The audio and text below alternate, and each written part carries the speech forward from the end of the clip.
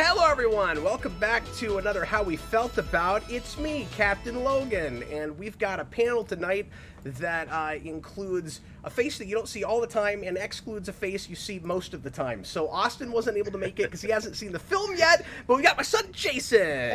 And we've got, as we usually do on How We Felt About / Spoilercast, Connor Nielsen! Hello everybody. And we've got, I almost like Kareem. We've got, because his name, so Kareem's last name is Roberts, and we have Robert here. Hello, Robert. How are you, sir? We get confused all the time. It's totally fine. Yeah, you guys look a lot alike. Anyway, well, welcome everybody. Thanks a bunch for being here tonight. We're gonna tell you how we felt about Kingdom of the Planet of the Apes, the fourth in the Planet of the Apes reboot series, and the first of what is hopefully a new trilogy of films. And Fox, 20th Century Studios, Disney, they're talking about this now like they want it to be in total a 9-movie series. And we'll see if that actually ends up happening. I think this is doing decent enough at the box office to hopefully warrant another one, but not so well that we can be absolutely certain where this whole series ends up going. But yeah, 7 years after the last one, and when the Fox buyout happened, I was very concerned that we wouldn't get any more of these and that they would just, reboot again, or even worse, they would keep going and the quality would wane horribly and they would have no idea what they were doing and jumping this further into the future. We'll see if these guys are feeling like the like it's sticking the landing with all of that. Sorry, I'm distracted by Robert's like horrifying monster face. I don't know. Yeah, I know. I don't know what happened with that. There. I've never seen somebody get that pixelated in a stream before. You looked like old screwed up videos that used to get uploaded a lot of old like Siskel and Ebert reviews. Yes. Those where their faces would be all mangled. Yeah, it's an aesthetic choice. I had nightmares of like Roger Ebert's mangled face chasing me with a knife after some of those reviews. Anyway, so really excited to talk about this movie with you guys. Glad we got a panel. Sorry, what? You have nightmares about everything. I do. I have nightmares about a lot of things. Yeah. So you be the judge about how many of those things are really true. Hey, before we go round robin and do our synopsis and everything, I'll take a volunteer for the synopsis. But right before that, I just want to ask Connor Nielsen a question. Can I ask you something? Can I put you on the spot, Connor? Connor, I just want to know, are you familiar with the concept of geekvolution? Just had to ask you that. Oh, yeah. It's like you met it.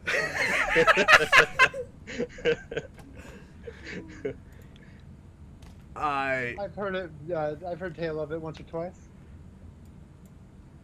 Yeah, Jayson kind of dared me to do that. Okay. Who wants to give us a brief synopsis for this? Does Jayson, you want to do it? Connor? Well, Robert's the guest. Robert, we should make the guest always do the synopsis. Yes. Robert, can you give us a brief synopsis without spoiling the ending? All right. Just a basic kind of setting premise of the film. Go ahead. So those dirty apes took over the planet in the last movie, and we jump a couple hundred years later. They've splintered off into different clans. We have a new character called Noah, who's in an eagle clan. They raise eagles. It's pretty cool. And then some of his family gets captured, and he has to go on this adventure to find them. Meets a human that tags along around the way, and yeah, it's basically just reestablishing this new world, and that's what the setup is. Different apes' point of view on their ape or human history, and different twists and turns. But that's what this movie's really doing, is laying the groundwork for this new world and this new potential trilogy. And it looks like the movie's doing well enough to warrant that. And we get to see the titular kingdom, and it's pretty cool. This is why, well, he might have given away a side flip. This is the reason that I invite other folks onto reviews, because when it's me, it ain't concise like that. Nicely done, Robert. Thank you. Really appreciate that, Robert. Does this movie watch to you? I guess this is always the obligatory thing to ask when you get into the start of what's supposed to be a new trilogy, and when it's years after the last one. Does this watch soft rebooty to you, or does it feel like the next chapter of all of this? Like, are we retreading any ground too much? Ooh, that's kind of a loaded question. Yeah, like I think it counts as both. Like, I mean, minor spoilers, but the movie has a prologue that picks up directly after the end of the last movie, so it does function as a sequel, certainly. But I think it's more concerned like with setting up a chapter for future stories. So I think it does both pretty well. Trying to think of a good like, would you compare this to Creed? How it's like half a Rocky sequel and half a start of a new thing. Like it's kind of in that territory. I resist calling it a soft reboot. Yeah, I don't know why. No, I do so too. I was just wondering if you or we'll see if really Connor or Jayson soft. feel that way. But Yeah. I mean, it helps that it's not decades later, and that there's anybody involved with the previous films, working on it. Although it's a lot of new people. But yeah, I guess I asked that to say like, do you guys think that this is watchable on its own? Because we really like to do that with especially like starts of new trilogies or things that we haven't dealt with in a while, where we try to open it up to the masses again. Because like I think this is a thing that you'd appreciate a lot more if you had been following these, but I think it's a lot more. Partly just because it's a full-on status quo change and the whole cast is new, right? Like I think it's pretty watchable on its own if you hadn't bothered with the previous trilogy, but I certainly think you'd get a lot more out of it. I think particularly thematically and philosophically. I think if you're watching this in the point of view of like watching Star Wars: A New Hope, it's kind of like that, where that just drops you in the middle of a story, but you can catch up and follow along. Except this time we're doing the trilogy, we're making them chronologically. But Well, that's a great point. Yeah, functions on that level, I think. yeah, because you sort of have like a New Hope in everything, sort of. Okay, I want to hear from Connor first. Connor, would you do your sign flip and your obligatory best thing, worst thing for us? Yeah, sure. So I don't think you and I have really talked much about these Planet of the Apes movies. No, are you a fan of this franchise? So this is the fourth of these newer Apes movies. It's also the fourth Planet of the Apes movies that I've seen. I every time one of these comes out, I think, okay, this is where I rewatch and get familiar with the whole franchise, and then it never happens. So you've never even seen the original? I've not. Oh, no. that's Like really my brother has interesting. seen the original. I'm really glad to have that perspective, though. That's interesting. Yeah, I mean, obviously, like I know the big plot twist of the movie, but it's like I don't really know the movie. And I mean, it's got Rod Serling, Charlton Heston. Like, it's directed by the guy who made like Patton. Like, I was gonna say right it before is he made pretty weird that you haven't seen it, because it's just a big Twilight Zone episode. Yeah, Yes. and that's what I hear, and it sounds great. I love that stuff. And it's But, as cynical or more so than anything he wrote in that. Yeah, so I really like these movies. Like, it's not exactly been like this thing that like I get super excited about, but I saw Rise of the Planet of the Apes when I was in high school. My mom took me to the theater to go see that, and then it was better than I thought it would be. And then with I don't like Dawn as much as everyone else does, but it's a very good movie, and it's the kind of sequel that I want every sequel to try to aspire to be like that. And I think War rocks. That was, I think, 2017, summer 2017. Me and you were like doing videos every so often, but I think I missed out on that one. I know you and Eric weren't as hot on that one as I was.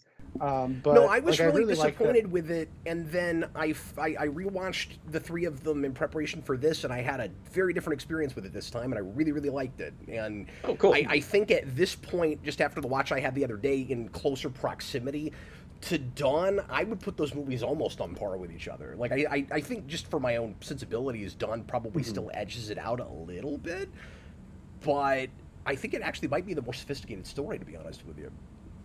Yeah, and I've never gone back to really any of them. Well, that's not true. Before the third one, before War had come out, I revisited Rise and Dawn.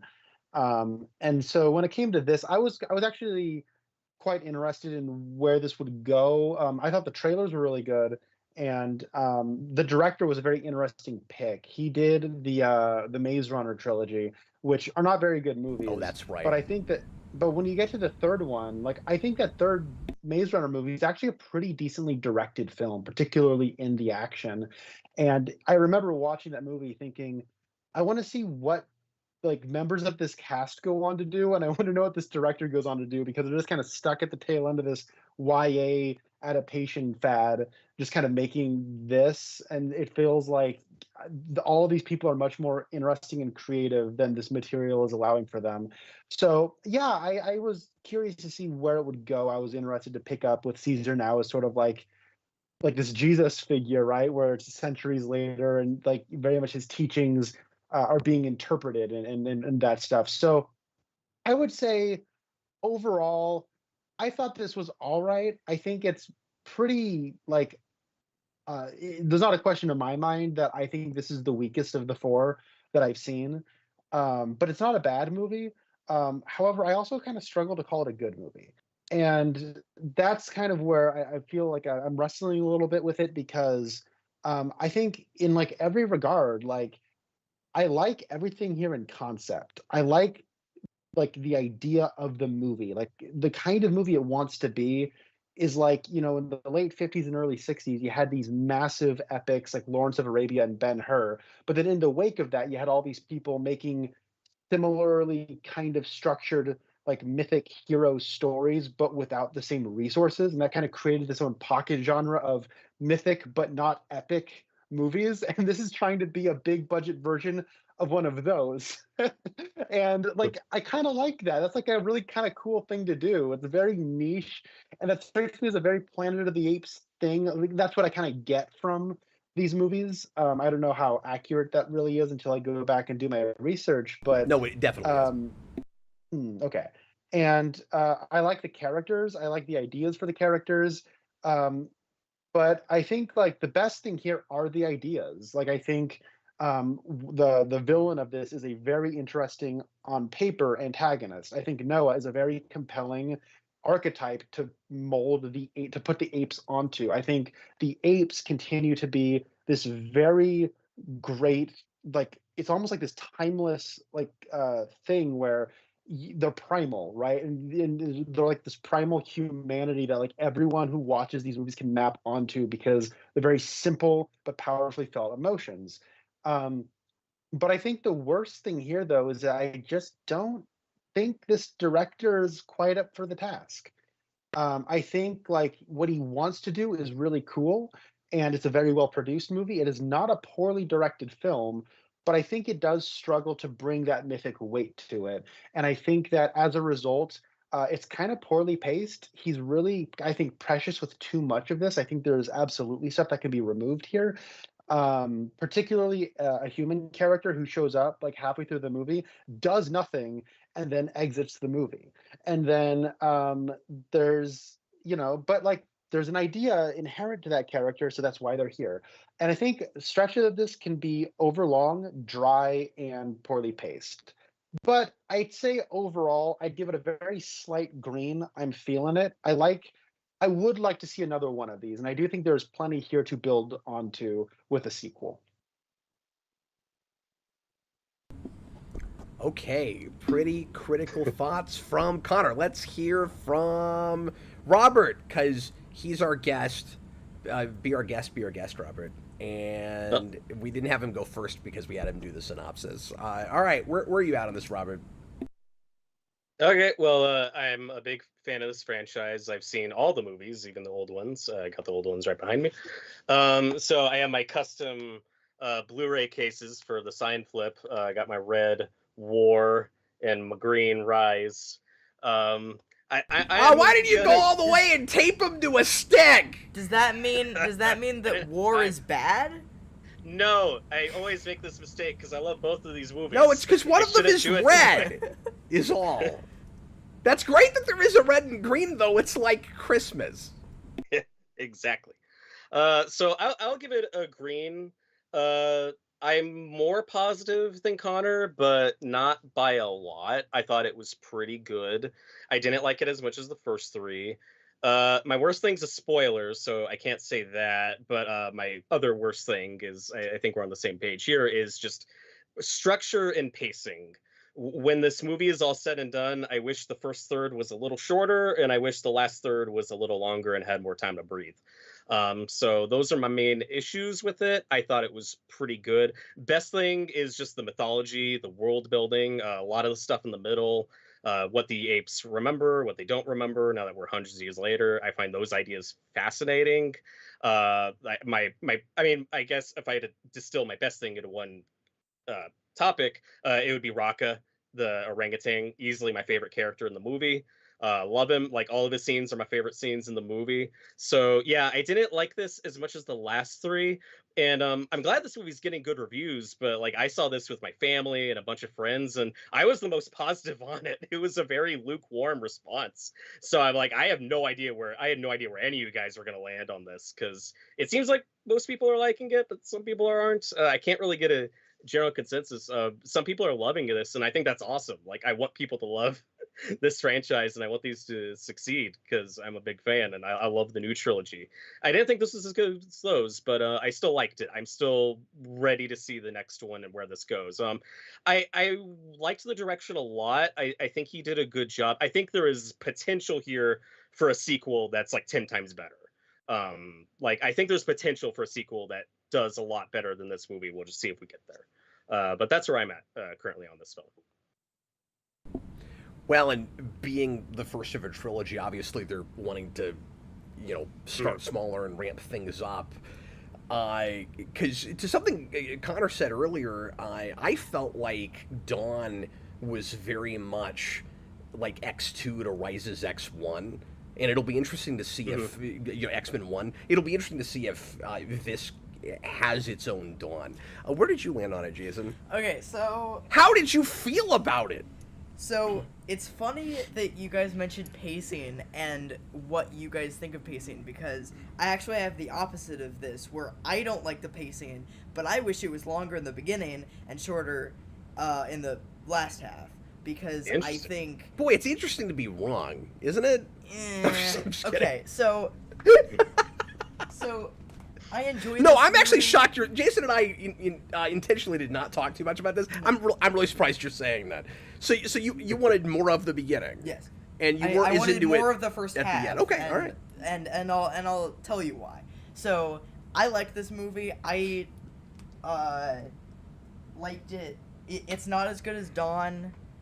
And Dad walking out of the theater said that this is probably going to be my favorite, but it wasn't. Oh, okay. That's what I thought you'd say. Yeah, you thought I'd say it was my favorite, but no, I still like Dawn better. Okay. But I do think it's better than at least Raya's, because I don't like Raya's, but I think it's at least better than Raya's. I don't know. I might need to watch War again. Jason was so not into Rise that he was like, do we even have to watch any more of these? Like, I was like, no, wow. just trust me. You'll appreciate that movie more when you know where it's all going. Yeah. He thought it was too member-berry. Jason's whole thing was, this movie is way too nostalgia-driven. And also, it switches too hard on the, in the middle, where, you needed to be in a specific mood to watch these movies, and I was in the mood for the first half of that movie, and then it just randomly switched in the middle, and it was like, whoa. It doesn't help that I primed him with the original film, a couple days before. Yeah. But... Anyway. So, best thing, Now, let me ask you real quick. Yeah. Do you put the original film still above all of these? No. Oh, you don't? You like Dawn even over the original film? Yes. I'm not talking about Rise, but Planet of the Apes. Dawn. Yeah. Oh, wow. Yeah, the original. Planet of the Really? Apes. Yeah, Okay. because I'm not the biggest fan of the character. I like the story and I like the pacing a lot, but I don't like the characters. Okay. You're not the biggest fan of Dr. Zaius? Dr. Zaius? No. Da-da-da-da, Dr. Zaius, Dr. Sorry. So... What? There's a Simpsons episode where they do a musical of Planet of the Apes, Oh. and there's a Dr. Zaya song in it. That's funny. It's amazing. Okay. It's wonderful. Apologies. So, so best thing, worst thing. Yeah. I'm gonna say best thing. I really liked all of the like lore and mythology and philosophy and history that they put into this, and they really made this movie err more on the side of that, which I really liked, and I really wanted that from a movie that is set 200 years into the future and like goes back to like what they know about these 3 movies that just came out like less than a decade ago, you know, or like less than 2 decades ago. So I think that was really cool, and I also really like Raka because of that, and I really like his whole view on all of that, and I think it has this really good balance between the like mythology stuff and like the action stuff. It kind of blends like the original Planet of the Apes with the more like scientific stuff and like mythology stuff and and that kind of stuff. Yeah. And then and like kind of blends it with the more action driven and stuff from the prequels. And the problem with it is they had no room for characters, and so the character stuff just kind of fell apart. And so my worst thing is they do nothing with these characters, and I like really like a lot of these characters, and I wish they would do a lot more with them. But not to give anything away, but a lot of them die. And they do nothing with them. We'll get to full on spoilers here in a minute, but yeah. You don't get to, like, see, you know, what this character would do in this situation or anything like that. You just kind of get their view on this thing, and then they die, you know? So you feel like they're too much as stand-ins for ideas? Yeah. And I feel like they represent a worldview, and then when we're finished examining that as much as we're going to, we've gotten rid of that character. You're right. Okay. Yeah. I would want sequels from this movie. I don't know. There's not that many. You feel like you're starting with too much of a new cast? Yeah. And like you have this brand new cast, and I also feel like they put too many characters in this too.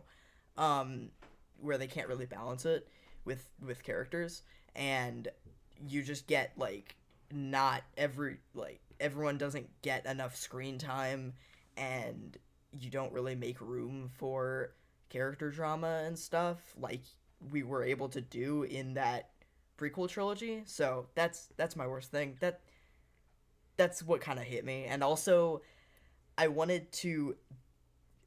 feel like this cast is just the prequel cast, but again, so you have your... Okay, I gotta stop you for a second, because when you keep saying prequels, I mean, like, it still is that, right? It's still prequel reimagining. We're not at Planet of the Apes yet. Right. We still have a long way to go. We are gradually after all this time, inching toward their Planet of the Apes. prequels of these prequels. Okay. Well, okay, whatever. And I'm gonna assume that's 9 if they make all 9 of these. Yeah. Because there seems to be enough time, depending on how often they jump. But I don't know. Yeah, the initial prequel trilogy. Now we're getting to the second prequel trilogy. Yeah. Yeah. So the first trilogy, but not the first trilogy.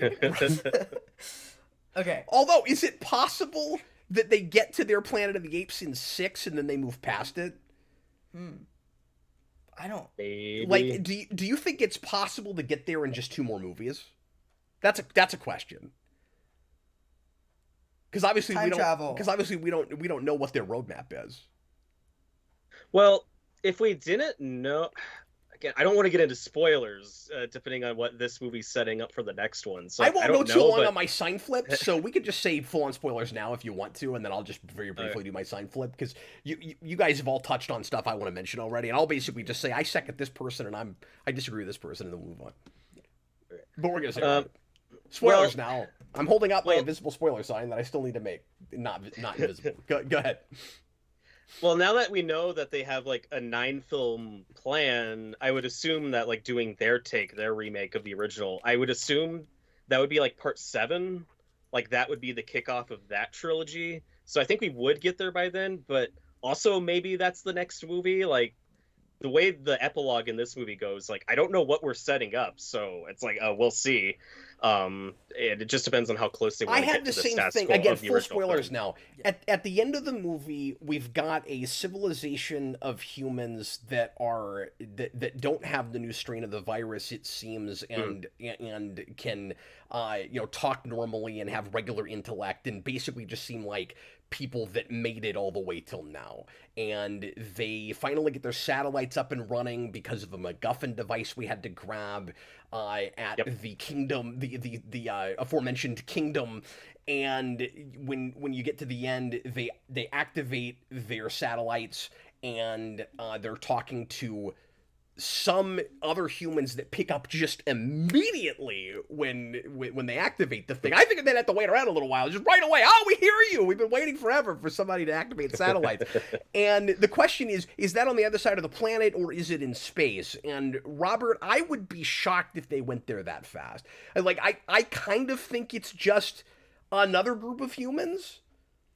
It would surprise me if it's the Mars ship that's established in Rise, because we know they can do Planet of the Apes because they blink and you miss it. But if you paid enough attention to Rise, you'll know that ship is out there that is supposed to show up for Planet of the Apes. And the question is just how many centuries does it take before it arrives? Yeah, it's on the news. It's like 20 minutes in. I just didn't even. On the news, they're like, we sent out a ship to Mars. Oh, that's the ship from Planet of the Apes. That's what that is. Yeah, then you see a newspaper later that says "Lost in Space." Yes, that's referring to that. They call back to it. They make a big deal out of it.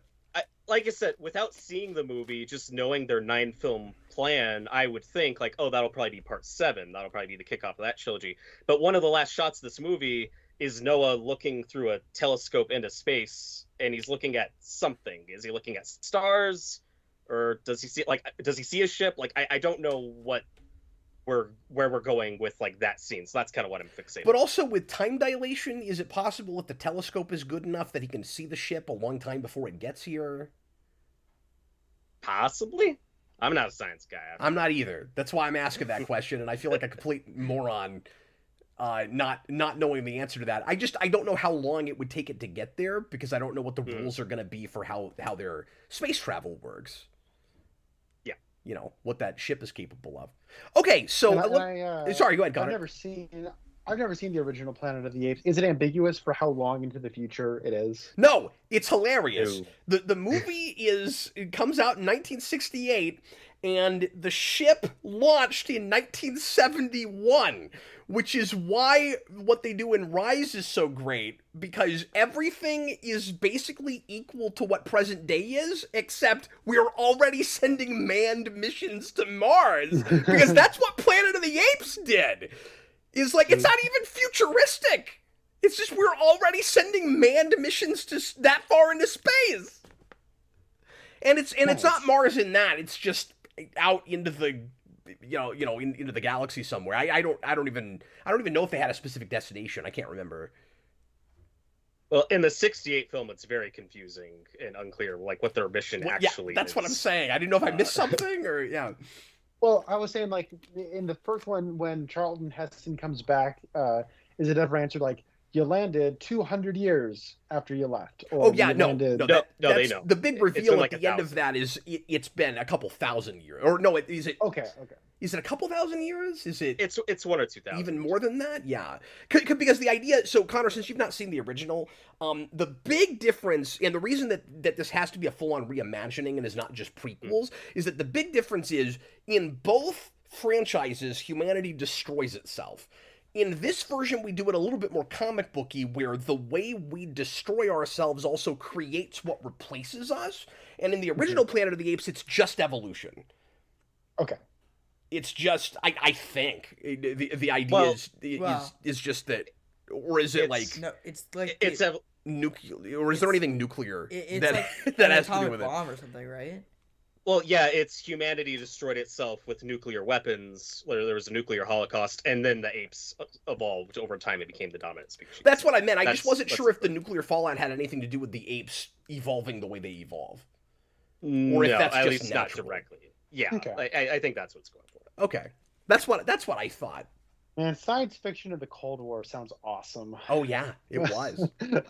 But we I need to go back and read. in these, the way we modernize it, I've always respected it because it's real thoughtful about making it modern but still being about a lot of the same ideas, is we do it through genetic engineering instead of through war. Right. Can I ask you this, Cap? Have Yeah. you seen past the 1968 movie? I've seen Beneath, Reggie. but I've never seen anything past Beneath. Okay, well, it gets confusing because I love those movies. Well, you have to retcon Beneath because the whole world is done at the end of that. Yes, and also by the third and fourth movie, they do kind of retcon and actually do have an origin for how the apes took over, and it's not considered.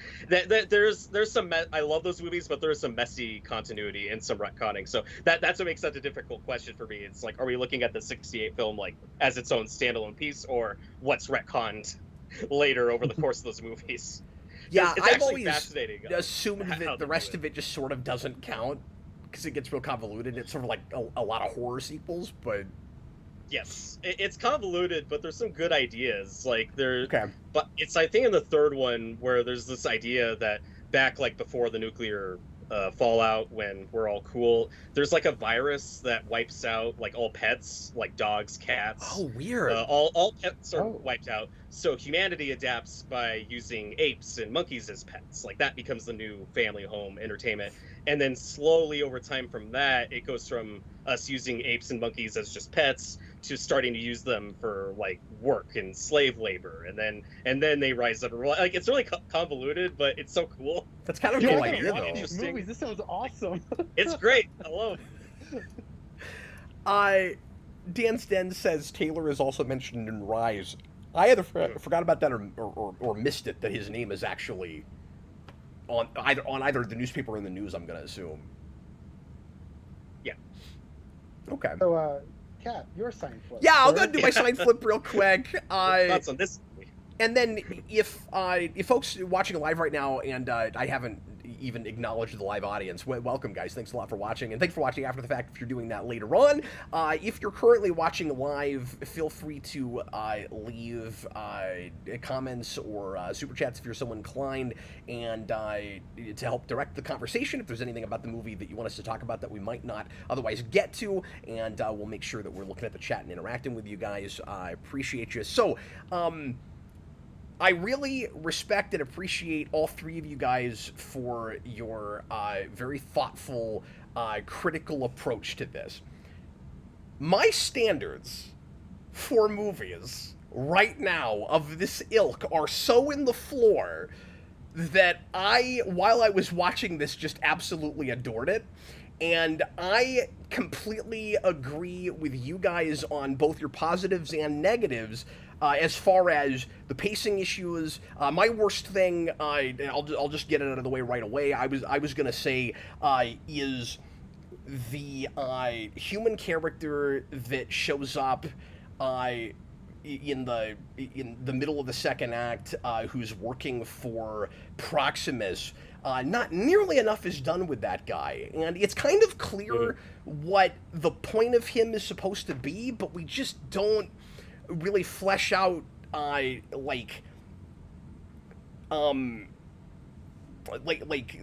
his ideas enough. Like I think Jason's right that he's kind of just a stand-in for a philosophy. Now I'll take it a little bit farther and say he's got a somewhat sympathetic worldview and approach, right? Like you get why he's just sort of given up. He's like, well, the apes have won, and if we're gonna survive, we have to just kind of submit to them.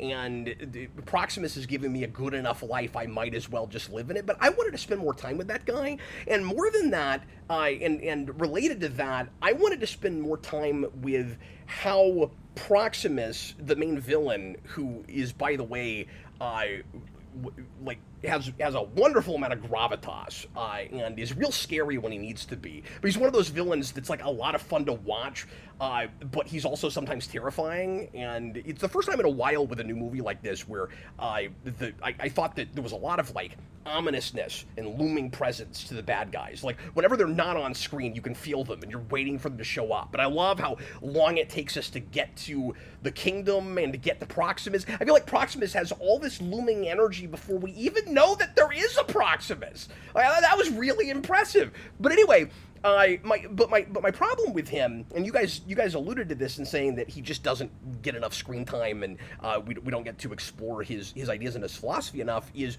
there's not enough of the Roman history.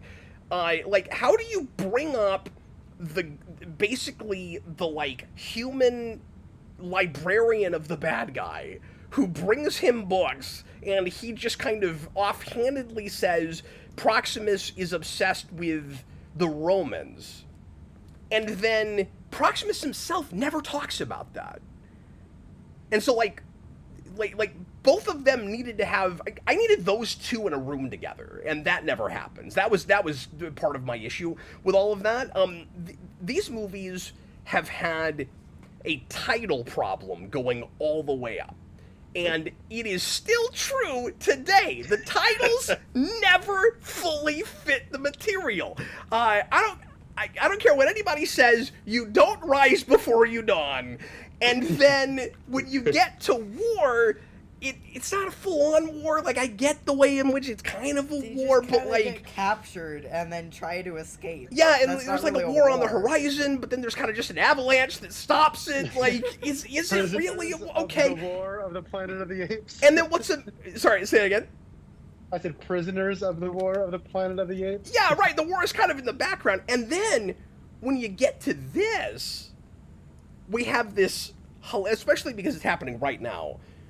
It is hilarious the way this title is wrong, to me anyway. It's not full-on wrong. It works better than the other three. But Connor knows what I'm about to say. Because all we've been reviewing lately are movies with Kingdom or Empire in the title, and this movie should have been called Empire of the Planet of the Apes.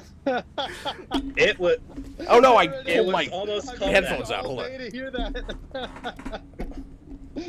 Yeah, it should have been called Empire of the Planet of the Apes, because what Proximus is building is not exactly a kingdom, it's more like an empire. After all, he's Proximus Caesar. He's going around like capturing all of these other apes, I want to say civilizations, ape groups, and forcing them to be part of his empire, but he keeps calling it a kingdom. He's not a king, he's an emperor. And how do we bring up Rome and never say the word empire? And then all the connection to the original Caesar, and like you guys, Robert was spot on when he said the ideas are the best thing with this, because that was you that said that, right? Robert, or was that Connor's point?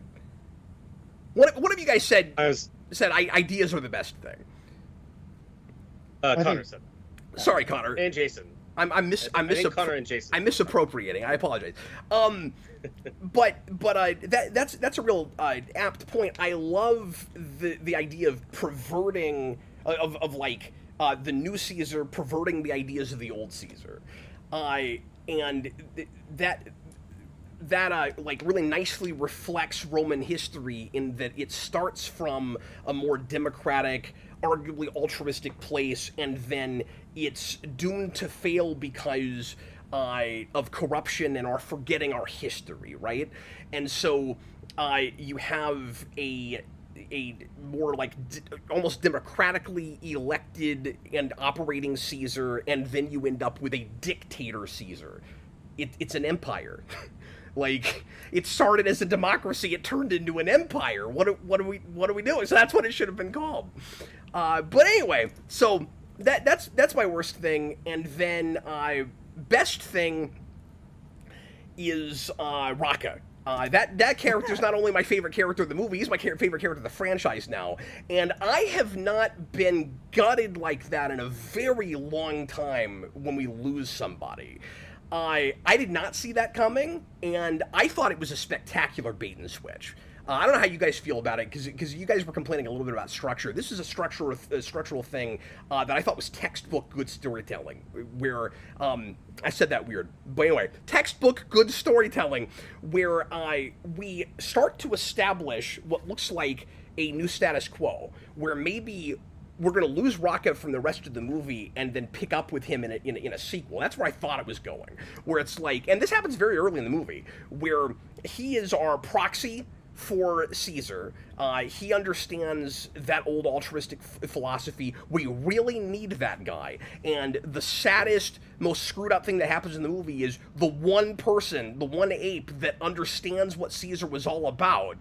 That will give us a potentially hopeful future that proves the best in the human condition, also in the ape condition. We lose that guy. We kill him off. It looks for a minute like he's going to go off and be the teacher and mentor for a group of humans, which I thought was a fascinating idea. And then very quickly we get Proximus's ape army. They show up. And then now it starts to look like, oh, okay, this is just our cast for this movie, and they're not going to be allowed to get fully separated. And so he's going to stick around, and then it's like 10 minutes later we kill him off. I did not see that coming. It was a really good bait and switch, and it hurt my feelings, but like in the best possible way. The thing that I was most surprised by, sorry, I'm going on longer than I was going to. The thing I'm most surprised by is that Disney allowed this movie to be made. I was worried about it, and I was less so after I started seeing trailers, and I went, okay, now I'm really excited about this movie because it looks like maybe the quality has not totally waned. And again, maybe my standards are not as high as Connor's, and Connor is more of a visual guy when it comes to movies, and he understands the filmmaking process much better than I do. But I didn't think a beat was skipped as far as is directing and special effects and all of that from Reeves to this. Like, if you told me Reeves directed this, I would not be that surprised. So I was actually really surprised when Connor said that, but he's right about pacing, and that's somewhat on the director also. But just as far as like cinematography and like excitement of action, sense of urgency, and like all of that was there. I thought the apes look as real as they did last time, and it's very ambitious because there's so many more of them, and because the majority of the characters in the movie are apes, and you don't get a lot of humans. So like that was really impressive. But I don't know, I was really into it, and I also thought that the May character, our lead female character, was like right out of the early 70s. I don't know where they found that actress. I don't know that I've ever seen her in anything. But she was killer. I thought her performance was excellent. Yeah. Well, it's funny that you said it hurt your feelings when that ape died, because the lead of this, Owen Teague, last year was in a movie called You Hurt My Feelings. It's really good. Everyone should watch that. It's a really fun, low-stakes dramedy starring Julia Louis-Dreyfus. But oh, that's great. I didn't even know she was still acting. I know. It's like she shows up to, like, I guess, be on the Marvel set for an hour. Oh yeah, besides the Marvel movies, and get paid, right. And then she goes and is actually really funny in real movies. So the thing is, but like, the visual effects are like incredible in this. Like the part where Noah wakes up in the second act and he has like ash in him. I was like shocked by the level of detail, where like he's like getting up and like shaking, and like you can see the ash coming off of his fur. Like it was really, really impressive stuff. And then like later on when you're seeing them next to horses, like a lot of the sets are built, and a lot of like the animals are like actual like horses and stuff. And so when you see like all these visual, like, effect characters with the apes standing next to actual animals, it's a really, really impressive reference to have juxtaposed right next What to a them. great Like, it's point. great. And we've had them riding horses before, but I don't know that we've seen them next to each other for that long in scenes. There was a lot more apes in broad daylight in this, which Yes, is immediately yes. more impressive. When the big ending of the movie, they open up a door and it's daylight. I'm like, oh shoot, this is the end of the movie. We're gonna do a climax in daylight. Like, right on. That's awesome. And they weren't scared to go right up on the faces again and in broad daylight. And like, Yeah, it was cool. You get to the end of Dawn and you get that close up on Caesar's face where he's all pissed off, and that's the last frame of the movie. And I'm like, now you're just showing off. And then you get to War, and they show off like that constantly. And then you get to this, and they're doing it in broad daylight with sunlight on their faces. It's amazing. I was thrilled, and I don't know if I'll appreciate it as much on a second viewing, because I had the same. I guess what I was going to say earlier is I had the same problems with it you guys did, and I liked the same things you guys did, but I liked the stuff you liked more than you did, and I disliked the stuff you disliked less than you did. And I think some of it was just I was excited not to have my time or my money wasted, which happens so much when I go to the theater now, and so admittedly I've got lower standards. It's been a while since I saw something that Disney had to put money up for, because they own Fox now, and it's really easy to forget that, because their fingerprints aren't anywhere on this. It's almost like they're letting that studio work autonomously, but like they haven't let Marvel work autonomously, so like that's, or at least they haven't seemed to. So that's kind of amazing to me. It was like a real movie, with like characters and like a story, and I was, it was hard not to be more thrilled by that than I should have been. Yeah, apparently, like the 20th century studios people were kind of screwed over in the last regime at with like Bob Chapek, because a lot of their movies just got sent straight to Hulu. And there was some good stuff like Barbarian. Well, that wasn't straight to Hulu, but it was awesome. But it didn't get a physical release after it did okay at the box office. You're right, though. There's a lot of precedent for that, because Prey was that way, and I forgot about that. Yeah, Prey was that way. But then we reviewed that. I liked that a lot.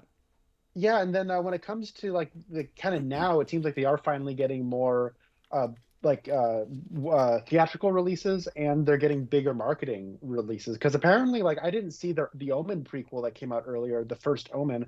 A lot of people really liked that.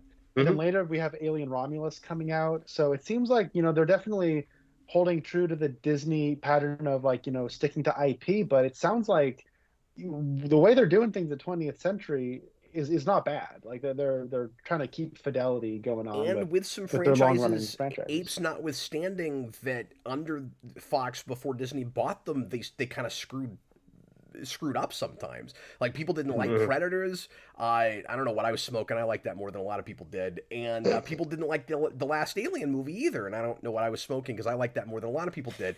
I did too. I kind of enjoyed that. I liked it too. We're the only ones. Oh, okay. We should do a commentary on that. We're the only 3 people on the planet that are unanimously enjoying that movie. I really like Prometheus, and I really like Covenant. Like, as weird Ridley Scott movies, they do it for me. I had a good time with both of those, honestly, but not the face. I'm sorry, Robert. What'd you say? No, I liked Covenant more than Prometheus, honestly. Romulus looks like aliens. Like, it looks like an alien movie. I don't really know what to say about that, but it might be good. It looks authentic. It just looks like more of the same. You mentioned Predators earlier. I'm assuming you're actually referring to The Predator. Very confusing titles, I know. What do you mean? Well, I think because The Predator was like the one before Prey that did really badly, that everyone hated. Oh, that's kind of like. That's right. I can't keep all this crap straight. No, I've actually never seen Predators. Yeah, that's right. Because you have Predator, and then the one that Jack Black, not Jack Black. What's his name? Shane Black made is The Predator. Jack Black should make an alien movie. I agree. We should get Jack Black in here now. He's too busy being a robot in a Borderlands movie that absolutely no one is going to see. That movie's going to make $16. Yeah, looks terrible. You know what's funny about That makes you want to go is back and that finally see Assassin's Creed, because that has to be better than Oh. Borderlands. I saw Assassin's Creed. I fell asleep. A lot of people did. Oh yeah. Can I talk about Raka for a minute? Yeah, let's Go. get... Yes, because I have a thing I want to say about Raka. Thank you for getting us back on track, Robert. Go ahead, sir. After actualing you. Sorry. No, that's fine. That's fine. You're a guest. You get one, but it's okay. Go ahead. Well, he has my. I mean, I might steal this from you. He has my favorite line in the movie. I'll call her Nova. We call them all Nova. We don't know I do why. not know why. That's so good. I'm glad we well, finally have an explanation for why we did that. And, like, I don't love it, but at least it sort of makes There was sense no reason now. for that. There was no reason for that because there was already a reason for them calling him Nova because of Chevy Nova in War, and there was and there was already no reason for them to do that. Well, in that's what I'm War. saying is I didn't like So- the Chevy Nova thing, but but the reason I appreciated the Nova thing coming back here is because there was all the speculation of about like how do you have that character like called that centuries before, and like is that them adapting that character, and then Planet of the Apes wouldn't have a Nova, like why would... that's them saying no. Over the years, there's going to be a bunch of girls named Nova. Yeah, So then I'm why glad does we this have an random- explanation for it. Then why does what's his face call her Nova? Because he's been in the spaceship forever. So like I don't know. Well, they haven't well, made that this movie yet. is a reboot. It's not. It's a the same reboot. Right, This is not. but, These are not like- actually prequels. Yeah, I don't know. I mean, not that I've let you see this or anything, but it'll be like Bates Motel. When you get to that part of that series, they adapt Bates Motel and they adapt Psycho and very differently from Psycho, and that's what they'll do with this. Yeah, that's a great comparison.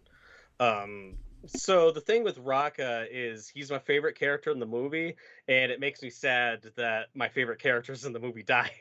So it makes it hard to get as excited for the sequel. But yeah, fair enough. you said that his death scene hurt your feelings in the right way. Yeah. I had the opposite reaction. Okay. Because it makes me sad, which it's effective, it's well done. My biggest problem with it, and it took me a while to figure out like what I was missing from this movie, it makes me really sad that we never get a scene with Raka and Proximus Caesar in the same room together. That's really disappointing to me. I want to see those two characters have a debate. And maybe Proximus kills Raka, and go with the religious persecution. Like, there's so much more you could have done with that, like you were talking about with the William H. Macy character. So I think his death's effective, and like I said, that's why the middle parts of the movie is my favorite part. And it just makes me sad that those two characters never share screen time together, so we don't get to see those different ideologies clash. Because Noah doesn't bring him up a lot. Like that's kind of the big disappointment for me. Like that's my I can see spoiler. what you mean. Yeah, I can see that. Yeah. Too. What is it with these apes movies and orangutans? Like they're always the best, right? Yeah. They're great. Well, also, okay, now this is a speculation. Sorry, Connor. No, go ahead. So this is more speculation, but I kept waiting for Raka to come back. So do you guys think they'll bring him back in the sequel? And if they do, will that annoy you? Because it's possible. Like, we don't see a body. Remind me how exactly he died, because I can't remember right now in the moment. He gets rushed away in the rapids. Yeah, oh, that's like right. You think he drowns. Which logically is what would make sense, but I'm going to cop out and movie. say it just depends on how they bring him back, because I liked him so much that I want them to win me over on that if they decide to. At the same time, well, I say that. You know what? No, I'm going to disagree with myself. I'm going to argue myself for a second and say what I liked about, and your point is very well taken about perhaps it was too early in the movie, and like perhaps because we do have a little bit of a debate with Proximus with Noah, but he's not he doesn't even full on understand Caesar's worldview and his tenets and all of that, really. We had the stand-in for all of that. Noah kind of has to learn it through the course of the movie, and so he kind of is more or less their Caesar by the end of this, I want to say. It felt actually a lot like if Caesar's son got his own movie, because like it's like if Caesar died in a movie and then his son takes over because this kid loses his like bird training father at the beginning, who's like the Caesar of their tribe. But anyway, so yeah, you do get a little bit of that debate, but you're right, like that we certainly could have explored those ideas better if we'd kept him alive. Having said all of that, I was glad to lose him wherever we fall on if it should have been in that part of the movie, just because that seemed very bleak in Planet of the Apes to me. Sure. That he's the hope for the future, because he not only like has all of Caesar's tenets, but full on understands them and maybe believes them more than Caesar did. You know what I mean? Like, yeah, like he's like the priest that follows the mythology, follows the legend, and the person that was the legend, because he's just a person, and a flawed person at that, like was never as sure about it as he is. After all, remember that in war, Caesar has a lot of moments where he could full on become Koba and and wants to get revenge on the bad guy in that movie for killing his family, and you know, he's that protagonist that refuses to change, but he's got every opportunity to, and so yeah, so I'm glad he's dead for the sake of for the sake of what Planet of the Apes has to be, because you have to lose some of that philosophy. So like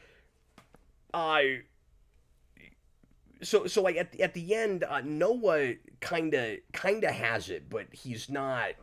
But he's also not trusting humans the way that that Raka might have had he continued working with them. I don't know.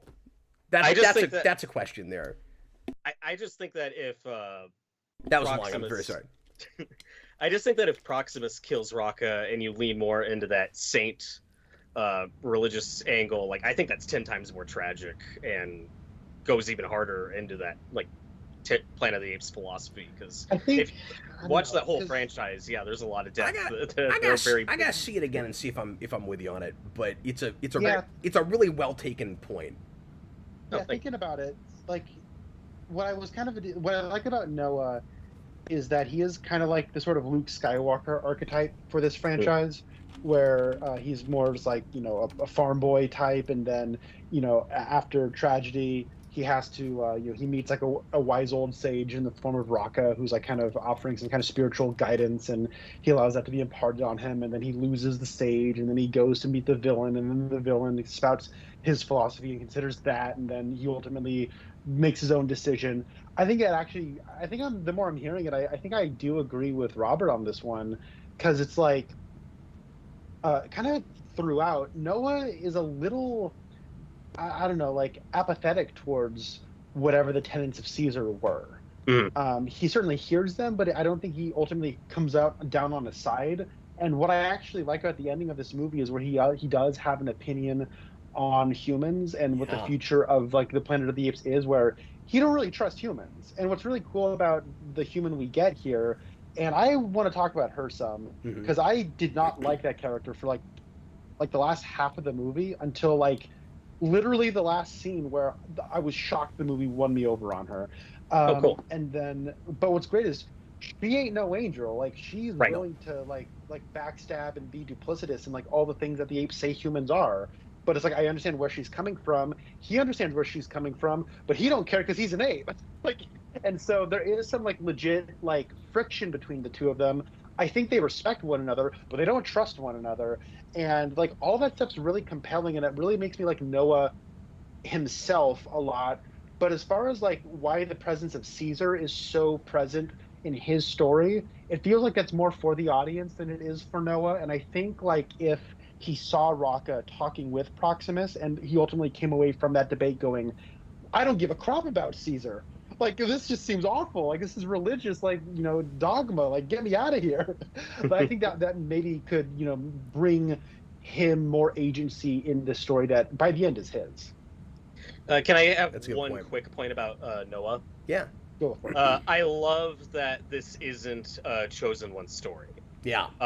There's no twist about him actually being the real descendant of Caesar or whatever. They could have easily done that. I was worried This about is that like at the beginning because you've got a lot of characters in this that look like stand-ins for characters in the previous franchise, right? Or in the previous trilogy, where like you have the orangutan that kind of looks like Maurice, and our lead character kind of looks like Caesar. That's all on purpose, but I'm glad that the descendant thing, and I hope to God they don't retcon it later. Right. No, that's an excellent What point. were you saying? What were you saying, Robert? That was pretty much it. That this is actual like classic hero's journey. Every man who gets swept up and like he not someone who's not born for greatness. Greatness finds him. You know, like Right. it's that idea that I really like. Well, I like how I every appreciate that man they went that angle. I liked how every man he was because, and I don't know, I'm kind of on the fence about it because on the one hand, I agree with you guys that like 2.5 hours is too long for the material we've got here. Like it's really impressive that the other movies never get past like 2:10. Or maybe War is 2:20, I can't remember, but like Yeah. Dawn is impressively short for how long it feels, but like in a good way. This movie could have lost 20 or 30 minutes, and at the same and a lot of that is at the beginning. And at the same time, I like the slow burn to some degree because it's a long time before I understand where it's going, and I'm looking at my watch a little bit going, like, is there gonna be a story here? Like, why am I supposed to care about this kid losing an egg and going after an egg, and then they're like training birds, and where's all this going? And like, it looks good. There's some nice atmosphere. I'm glad that we're doing some different tribes, but ultimately, I'm not as invested in this as I think I'm supposed to be. And then he gets swept up into the empire. I mean, the kingdom, and I'm like, okay, again, almost a bait and switch.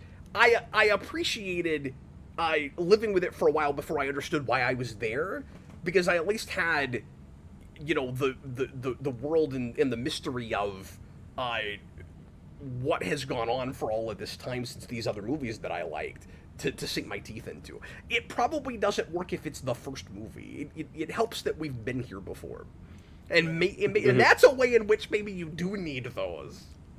See, and I was gonna say it felt too short, but like I needed this movie to be like 4 hours. But Well, weird. So you wanted the whole conflict of the thing to just be eggs? no, Oh, okay. no. But like that was probably, I don't actually know like how long each thing felt. That only felt like 15 minutes, and then we Okay. were in it, I did not have that. and then like it felt like an hour-long movie, and I felt like I didn't really get much out of it by the end, like that. So like, I don't know. I think there are some things that they maybe kind of Yeah. that Oh, sorry. What was that, Jayson? that shot with the with like the book with like the when they're With a zoo? with the zoo. Yeah. I think that is a good idea. I think that's really cool. They kind of paused on it a little too long. I feel like we were kind of on that book for like a minute. No, I know. don't agree with that, because I love the realization with all the apes in that scene where they're like, oh, this is what our lives would be like if the humans took over again.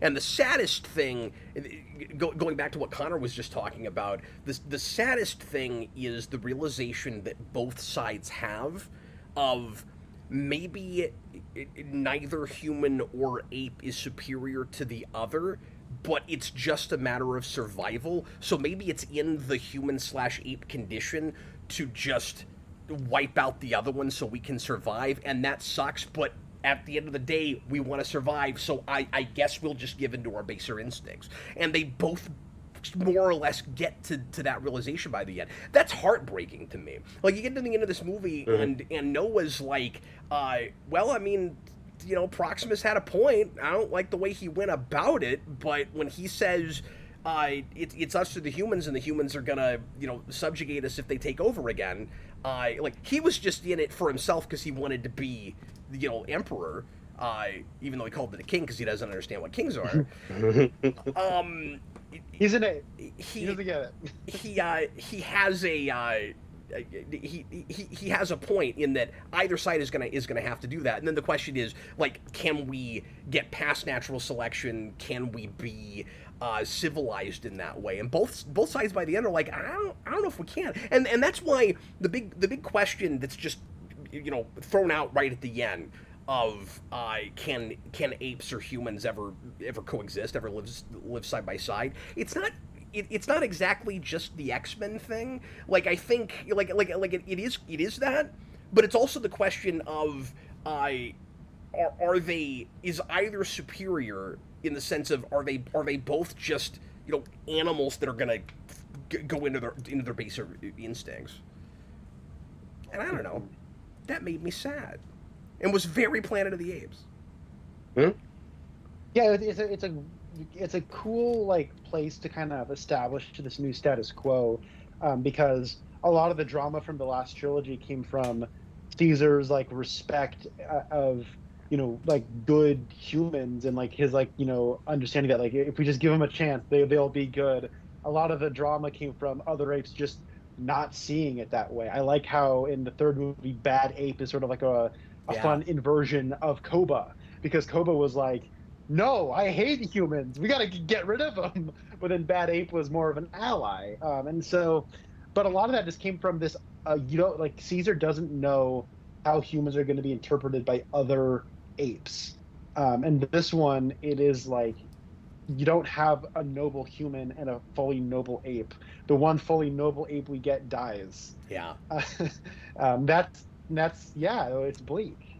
I have a question for you guys. Okay, and then we got to get to the super chat. Go ahead. Okay. How well do you think this movie will work on a rewatch if you guys haven't watched it twice? I can't tell you, man. I actually want to go back to the theater if I get a chance to. Yeah, because I want to watch it again because I think I might like it more, or I might not like it. Mm-hmm. But my least favorite character was Noah, and I want to actually try to figure out what his character stuff Did is. he just feel too archetypal to you, or was he just too thinly drawn, or just standing for hero with a capital H? And... Yeah, I just liked everyone else more than him, and he didn't seem like a main character type person. I would rather spend time with any of those other characters. Dan's Den says a lot of it depends on where the sequels go, and that's the same thing that I had with Rise. Is I don't think Rise is a very good movie by itself. I think once you have you have Dawn and War, but even just Dawn, it immediately jumps up 5 points for me. I don't know what the scale is that I'm adding 5 points to, but it jumps up some points. Mm-hmm. I like about this, Robert.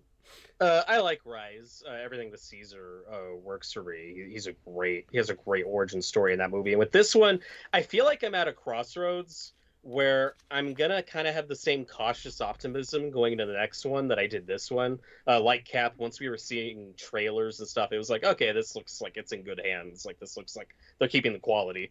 And I thought it was pretty good. I think I'm in a situation where either they're going to knock it out of the park with a sequel and it'll be like Dawn again, where it's like, oh my God, this is so much better. This is awesome. This is great. This is great Planet of the Apes. Or we're going to go into Jurassic World Fallen Kingdom territory where we just fall off the cliff into stupid. And granted, this is a much better film than Jurassic World, but it's I'm 50-50.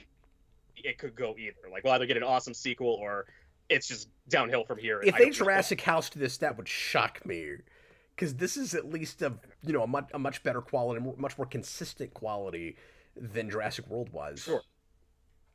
Definitely. I will definitely watch this again after I rewatch the original films, which I say I'm going to do every time one of these comes out, and then I never do. But I don't know, guys, Disney, what are you doing? Release these on 4K so I can buy them. And then I'll buy them, and then I'll watch them. Put them out. Do it. Then I'm curious to know, because as of right now, the thought of going back to the theater to watch this again, I don't know. I was getting a little antsy through some Yeah, stretches. a feel. I was never bored, but I did have a feeling during parts of it of I'm not going to be anxious to rewatch this, like I am with other movies. I will rewatch it. The optimistic side of me thinks I might like it a little more on another viewing, just when I know where it's going. So I'm Yeah. not worried about. I'm not worried about liking it less. I think I'll like it about the same, or maybe I'll appreciate it even more. I don't know yet, but it's a movie I will rewatch. I'm just like not anxious to. And obviously, I'll definitely rewatch it like before the next movie comes out in a few years. I'm Well- certainly more interested in giving it another watch before I watch the movie If one time. So, but I am watching If tomorrow, so joke's on me. Good luck, sir. I had the experience that Connor wanted to have while I was watching it, which was like it felt to me like the old Hollywood epic they wanted to make. Like Connor's like, I get what they're trying to make, but they didn't get there, and like that was the movie I thought I was watching. So that's why I want to go back to the theater again, because I actually had that experience. Matthew Bass, $20 super chat. Thanks very much for the support. He says, I would argue that Raka also misunderstands what Caesar was about. He puts, yeah, and I alluded to that a little bit. Like, he is exaggerating it, certainly. He puts Caesar on a pedestal as a Christ figure and says there was a time where apes and humans lived side by side, which was definitely not the case. I forgot he said that, and while I was watching the movie, I was like, oh, that's a little unreliable, isn't it? Like, yeah, Matthew's totally right. I'm glad he brought that up because I forgot about that point. But yeah, they didn't exactly live side by side because one was subjugated by the other one, and so he's. So the Rocket character has this kind of, you know, like simplified rose tinted glasses way of looking at it, where he's this is interesting, where he's imagining a past that is as perfect as the past from the bear with me for a second. From the point of view of the apes in the original, the past that they think there was, where the apes were always in charge, and both are, of course, just massively wrong about what that looks like. Mm-hmm. I would love, though, assuming this gets a complete trilogy and that the rest of the trilogy is good, it would be awesome to show this trilogy to somebody and then show them the Caesar movies and see how those match to like whatever they're picturing in their head from the context we're getting these. Like, I love that we get the Caesar window, like that logo, it's like their cross, but they never talk about it, they never dwell on it. So just like imagine showing this movie to someone and just letting them speculate what that logo even means, and then you watch the Caesar movies, it's like, oh, that's where that comes from. Like, I think that would be really cool. What I would be worried about with that, Robert, is that some people might go back to Rise and see it like and it look almost like a prequel that was made after the fact, because maybe, you know, I found it really satisfying knowing all of that history and then seeing these apes regarding it as legend. But I could see somebody seeing this in imagining something like a little bit more you know, like subtle and nuanced, and then you go back and it's like, oh, it was just in his window in his house. Like, oh, all right, you know, like, it's funny how that would look retroactive to some people, maybe, even though it wasn't. Where it's like, you know, like just a cheap, silly origin thing. I love that Raka has a window necklace, though. I'm like, oh man, window necklace. Is that Raka? That has a window necklace? Yeah. See, it's great because it is kind of like, it does look like it is their cross, definitely. But it also kind of looks like that, like what some like the Trinity kind of logo, except there's like four. Like, it's a kind of a cool, like, very iconic religious kind of symbol. It does seem like this kind of cool thing that from Rise, I never would have thought to carry that on symbolically through the rest of that trilogy and then into a fourth one, but I'm glad they did. It's really cool seeing a mythology evolve like this, literally, over the course of a bunch of movies. Like, and that, honestly, I'm so really enjoying it's pretty buyable. The beginning, though, like, I was kind of, so my biggest issue with Dawn, and I like Dawn. I don't get why so many people like love it myself. I Like I love think it. everyone loves it. I love it. But like but the thing is, like, to me, like, there's just some really contrived stuff in that movie to just get the ball rolling with characters. I really don't like any of the humans in that movie.